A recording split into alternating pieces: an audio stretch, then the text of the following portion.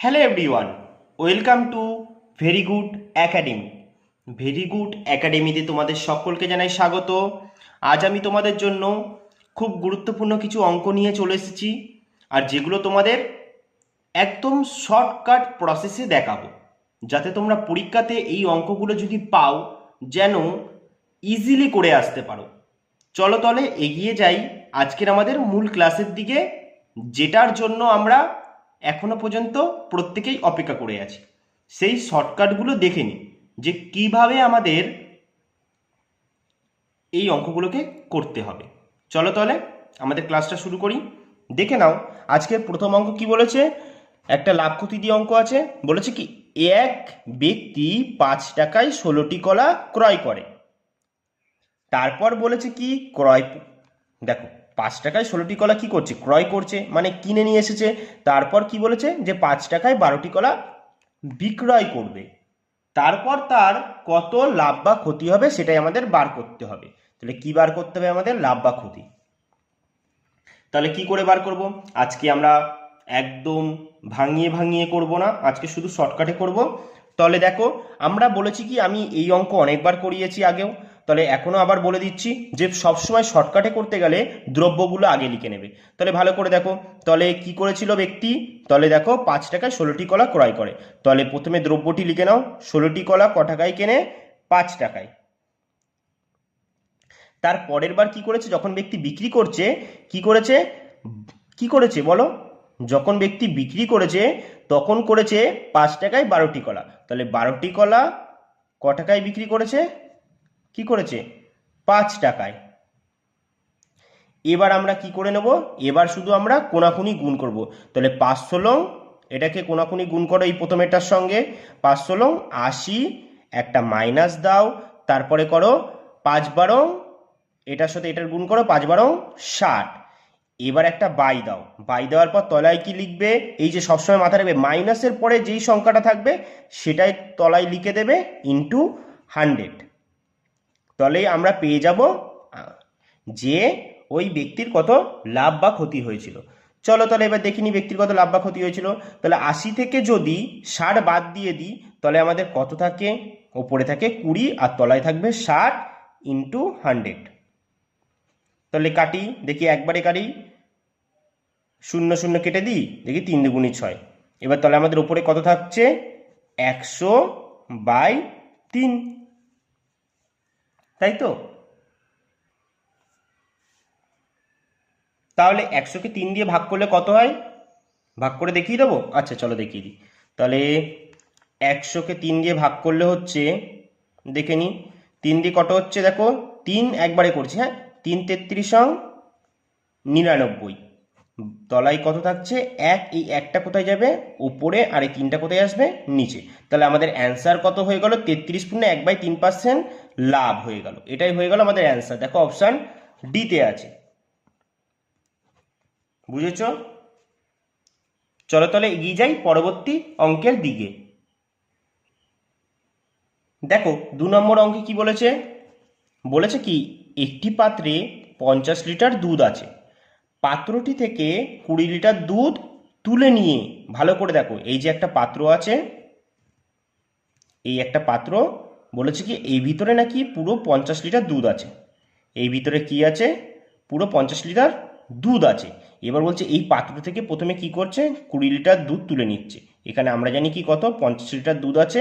এবার এই পাত্র থেকে 20 লিটার দুধ তুলে নিচ্ছে, তার পরিবর্তে কি করছে, সমপরিমাণ জল মিশিয়ে দিচ্ছে। মানে 20 লিটার দুধ তুলছে, আবার 20 লিটার তার পরিবর্তে জল মিশিয়ে দিচ্ছে। তাহলে কি করছে, তুলছে দুধ, কিন্তু যখন মেশাচ্ছে তখন কি করছে, জল মিশিয়ে দিচ্ছে। এটুখানি বুঝলে। তাহলে আমাদের আজকে তো আমরা ভাঙিয়ে ভাঙিয়ে একদম করব না, আজকে আমরা শর্টকাটে করব। তাহলে এই অঙ্কগুলো শর্টকাটে কীভাবে করতে হয় দেখে নাও, ভালো করে মাথায় রাখবে সূত্রটা, x into 1 minus y by x আর এন স্কোয়ার, এটা হচ্ছে সূত্রটা। ঠিক আছে, তাহলে কিভাবে করবে, আবার দেখো বলে দাদা এবার তো আমাকে দেখিয়ে দাও যে এন মানে কি। এন মানে এই যে কতবার, এন মানে হচ্ছে কবার করা হচ্ছে এই যে জিনিসটা, কবার। দেখো এখানে যেমনি বলেছে পাত্র থেকে 20 লিটার দুধ তুলে নিয়ে সমপরিমাণ জল মিশ্রিত করা হলো, এই পদ্ধতি নাকি আরও একবার করা হয়েছে, মানে প্রথমে একবার আরও একবার, তার মানে সেটাই বলেছে কবার। তাহলে এটা আমরা জানি কি এন মানে হচ্ছে কবার করা হয়েছে, বার বার করা হয়েছে। তাহলে এক্স মানে আমরা কি জানি, এক্স মানে আমরা জানি কি, এক্স মানে আমরা কি জানি, এক্স মানে জানি আমরা পরিমাণটা, যে কত লিটার দুধ ছিল। তাহলে এটা হচ্ছে পরিমাণটা, মোট পরিমাণটা, মোট পরিমাণটা এটা। এক্স মানে হচ্ছে মোট পরিমাণ। আর ওয়াই মানে কি দাদা, ওয়াই মানে হচ্ছে এই যে কত লিটার দুধ তুলে নেওয়া হয়েছিল প্রথমে। তাহলে এই যে 20 লিটার দুধ তুলে নেওয়া হয়েছিল, যেটা তোলা হয়েছিল সেটা লিখতে হবে। ঠিক আছে, চলো এবার আমরা তাহলে পুট করে দিই মানগুলো। তাহলে এক্স, এক্সের জায়গায় দাঁড়া আর লিখবো না, ডাইরেক্ট করি। এক্সের মান কত, এই যে এক্সের মান বললাম 50 ইন্টু 1 মাইনাস ওয়াইয়ের জায়গায় কত বসবে, এই যে 20 লিটার দুধ তোলা হয়েছিল, 20 তলায় কত বসবে এক্স, এক্স মানে কত আমরা জানি 50, আর এই পদ্ধতি কবার করা হয়েছিল, টোটাল দুবার করা হয়েছিল। তাহলে ডাইরেক্ট কাটি, শূন্য শূন্য কেটে গেল। এবার আমরা ভেতরে কি করব, দেখো 50টা লিখে নিই আগে।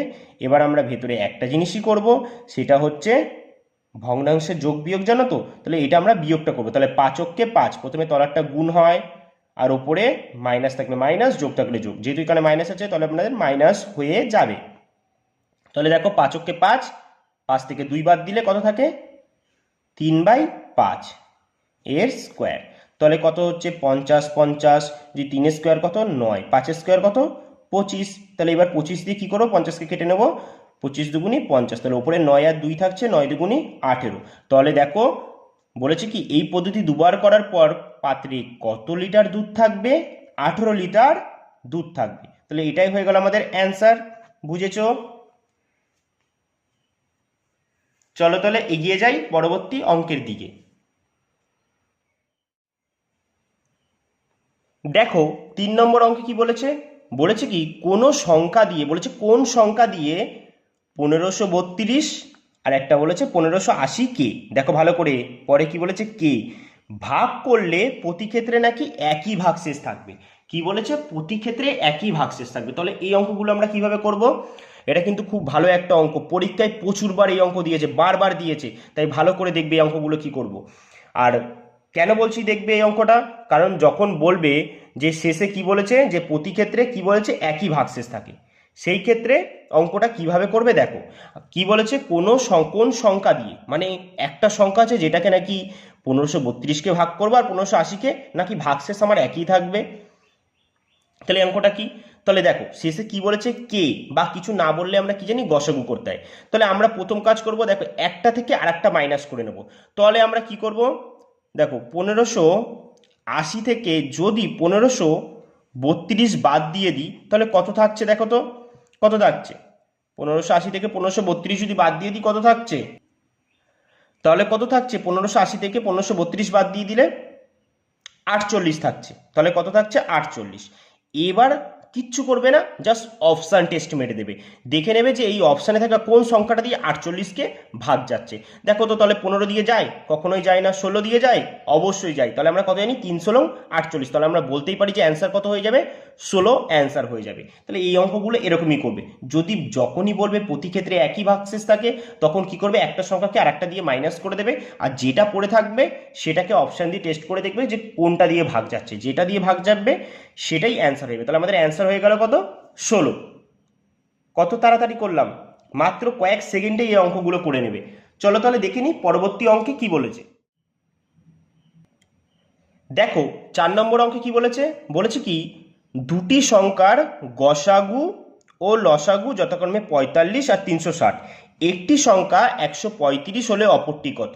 আমি তোমাদের এই অঙ্কগুলো অনেকবার করিয়েছি, চলো আরও একবার দেখিয়ে দিই। যদি এরকম বলে দেয় যে দুটি সংখ্যার গসাগু লসাগু দিয়ে দিয়েছে আর একটি সংখ্যা বলে দিয়েছে, তাহলে অপর সংখ্যাটি যখন বার করতে দেবে ভালো রাখবে, সবসময় এইটা লিখবে, যে ভালো করে মনে রাখবে, এটা সূত্রর মতনই, সূত্রই প্রথম সংখ্যা ইন্টু দ্বিতীয় সংখ্যা সমান সমান লসাগু ইন্টু গসাগু। কি বললাম, প্রথম সংখ্যা ইন্টু দ্বিতীয় সংখ্যা সমান সমান লসাগু ইন্টু গসাগু। তাহলে দেখো তো এবার আমরা বসিয়ে দিই। তাহলে গসাগু কত বলেছে 45, গসাগুর জায়গায় বসিয়ে দিই 45। লসাগু কত বলেছে দেখো 360, লসাগুর জায়গায় বসিয়ে দিই 360।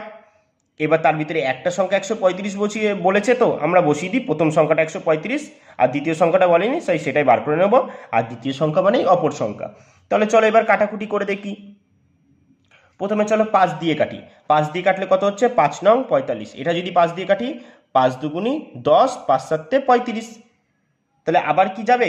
এবার চলো 3 দিয়ে কাটি। 3 দিয়ে কাটলে কত হচ্ছে? 3 তিরিকে 9, 3 দিয়ে কাটলে 3 নং 27। এবার 9 দিয়ে কাটি, 9 দিয়ে 360কে কাটি, 4 নং 36, একটা শূন্য।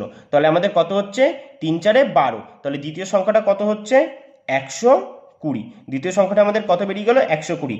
এটাই হয়ে গেল কি আমাদের অ্যান্সার। কোথায় আছে? অপশান দেখো সিতে আছে। বুঝেছো? চলো তাহলে এগিয়ে যাই পরবর্তী অঙ্কের দিকে।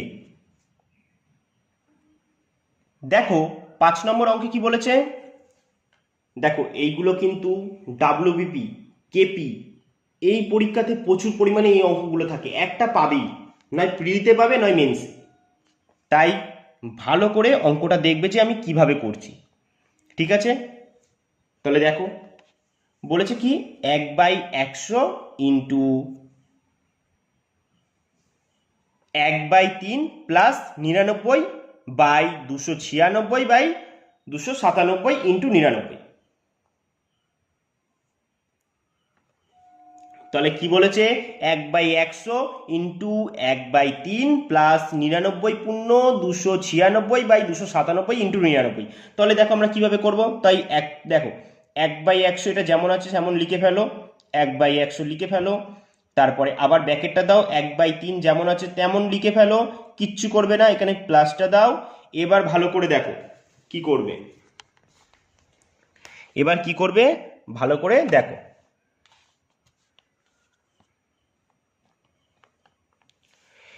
এবার দেখো এই শেষে যতগুলো নয় আছে সেটা প্রথমে লিখে নেবে। তো দুটো নয় আছে, দুটো নয় লিখে নাও। আর প্রথমে যতগুলো নয় থাকবে তার জন্য কি করবে? ততগুলো শূন্য নিয়ে নেবে। তাহলে এখানে দুটো নয় আছে, তার জন্য দুটো শূন্য নিয়ে নাও। এবার কি করবে দেখো, এবার কি করবে? এবার করবে একটা মাইনাস দেবে। এবার এই যে 99টা আছে না, এটা থেকে তলারটাকে কাটবে, তলার থেকে কাটবে। তাহলে 99কে যদি কাটো 297কে কত হয়? তাহলে 99 3 297। এই যে দেখো 99 আর 3, তাহলে 3 নং কত হচ্ছে? 27, আর থাকছে কত? 2। তাহলে 3 নং 27, 28, 29, তাহলে 297 যাচ্ছে তো। তাহলে দেখো 99কে যদি 99 দিয়ে যদি 297কে কাটি তাহলে 3 হচ্ছে। তাহলে ওপরে, তাহলে আমরা তলায় কত পেলাম? 3। তাহলে এই বাই দেবে, এবার 3টা কি করবে? তলায় লিখে নেবে। এবার দাদা ওপরে কত লিখবো? ওপরে কি করবে? এই যে 296 আর 297 আছে না, এর ডিফারেন্সটা কত সেটা লিখে নেবে। তাই এর ডিফারেন্সটা কত? 1, তো একটা লিখে নেবে। এবার ব্র্যাকেট ক্লোজ। এবার কি করবে দেখো, এখানে প্লাস 1/3 আর এখানে মাইনাস 1/3, এই দুটো কি হবে? কেটে যাবে। তাহলে এবার আমাদের কি হচ্ছে দেখো, 1/100 ইন্টু এই যে 9900টা আছে এটা লিখে ফেলবো, 9900। তাহলে দেখো 2 শূন্য 2 শূন্য কেটে গেল, ওপরে 1 নিচের 1 কেটে গেল। তাহলে আমাদের অ্যান্সার কত হয়ে গেল? শুধু 99। দেখেছো কত সুন্দরভাবে করে নিলাম এই অঙ্কটা। তাহলে আশা করি তোমরা বুঝেছো। তাহলে অ্যান্সার কত হয়ে গেল? শুধু 99। কোথায় আছে দেখো? Option B. এই অঙ্ক দিলে শুধু আমি যেমনভাবে বুঝিয়ে বুঝিয়ে বললাম, ঠিক কি করবে তেমনভাবে এই অঙ্কটা করে নেবে। বুঝেছো? এই ছিল আজকে আমাদের এই গুরুত্বপূর্ণ কিছু অঙ্ক। আশা করি তোমাদের প্রত্যেকেরই এই অঙ্কগুলো খুবই ভালো লেগেছে আর তোমরা অনেক কিছুই শিখেছো। আর যদি ভালো লেগে থাকে অবশ্যই তোমরা আমাকে একটা কমেন্টে জানাবে। কেমন? অবশ্যই আমাকে একটা কমেন্টে জানাবে। তাহলে আজকে আমরা এখানেই ক্লাসটি শেষ করছি। তাহলে দেখা হবে এরকমই আরও সুন্দর সুন্দর ক্লাস নিয়ে তোমাদের জন্য। আমি তোমাদের জন্য এরকম সুন্দর ক্লাস নিয়ে অনেকবার আসবো, কথা দিলাম। এরকম সুন্দর ক্লাস নিয়ে আমি অনেকবার আসবো তোমাদের সঙ্গে আলোচনা করতে। আর তোমরা অবশ্যই আমাদের সাথে যুক্ত থেকো। তাহলে এখানেই ক্লাসটা শেষ করছি, আবার দেখা হবে পরবর্তী ক্লাসে। ততক্ষণের জন্য সকলকে জানাই টাটা।